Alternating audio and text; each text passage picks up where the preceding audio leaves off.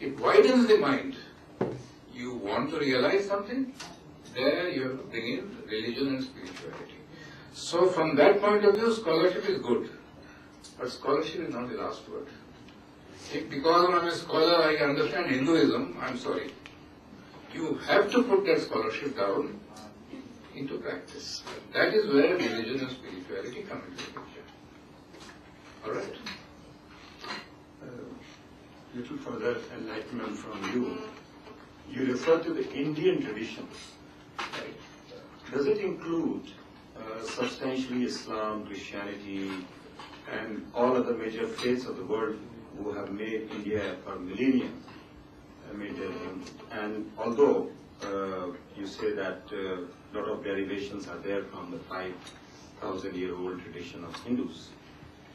And so what do you think is Aurobindo's relationship to this Indian tradition and to the Hindu tradition, number one?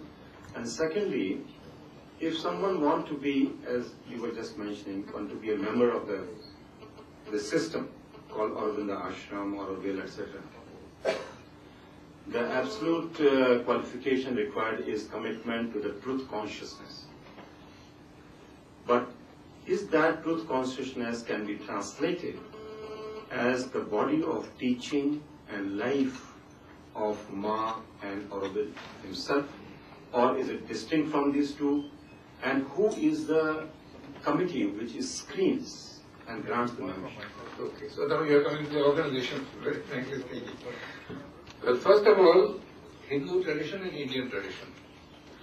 When Sri Aurobindo was in politics, in 1909 November, I'm giving you the date, there was something called the Minto-Morley reforms, which was introduced by the British, which said categorically that we are going to give the Muslims an electoral reservation.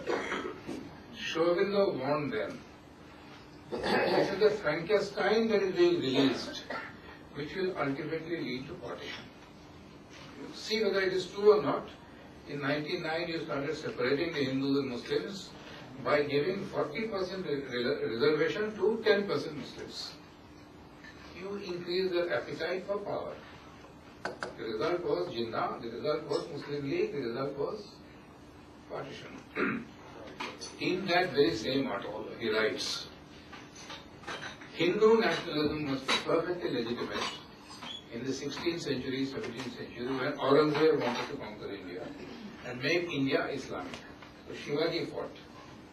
Today what we need is an Indian nationalism, which is essentially Hindu, but which is wide enough to take all that is beautiful in Islam, all that is beautiful in Christianity, to take all that is there.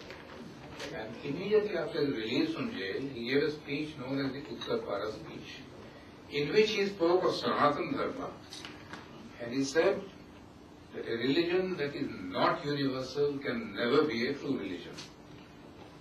And true Hinduism is Sanatana Dharma. It accepts truth from any quarter.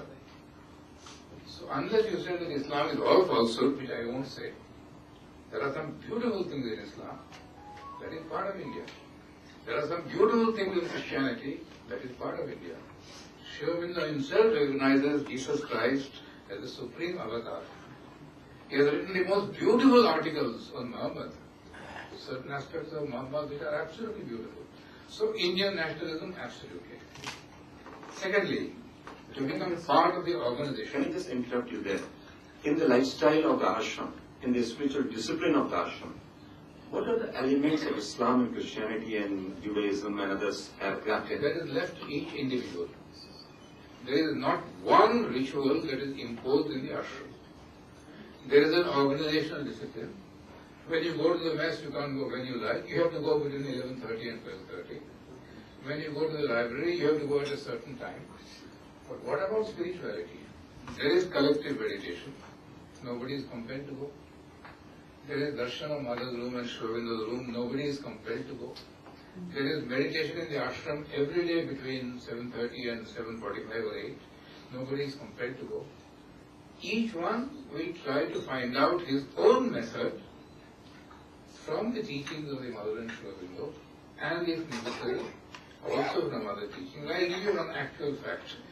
When I was 14 years old, I had gone to some place in the ashram where there was a dance of Kirtan, which I liked very much. Young boy of 14 years old. I went and told him, Mother, I like this dance. It was all based on the Sri Ramakrishna. Mother said, you like Ramakrishna? She said, yes. I said, yes, Mother. You know what she did? She went to her room, brought out a small book called The Parables of Ramakrishna. The first story is a salt doll went to fathom the sea. She said, read it, it is beautiful, it will help you a lot. Right? Now she was not close to Sri Ramakrishna. She was not close to Shankaracharya, she was not close to Buddha, she was not close to Bahá'í. She herself calls Christ an avatar of the divine love. Sri Krishna an avatar of the divine love. Right? So we are all inclusive, right? So now when you say, will you follow the teachings of Sri Aurobindo, it is teachings of Sri Aurobindo include the essence of everything that is noble and beautiful in the East and in the West, in religion and non-religion.